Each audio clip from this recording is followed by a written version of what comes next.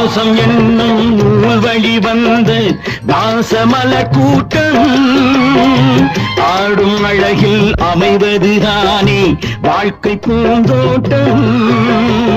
பாசம் என்னும் நூல் வழி வந்த பாசமல கூட்டம் ஆடும் அழகில் அமைவதுதானே வாழ்க்கை பூந்தோட்டம். மூன்று தமிழும் ஓரிடம் நின்று பாட வேண்டும் காவிய சிந்து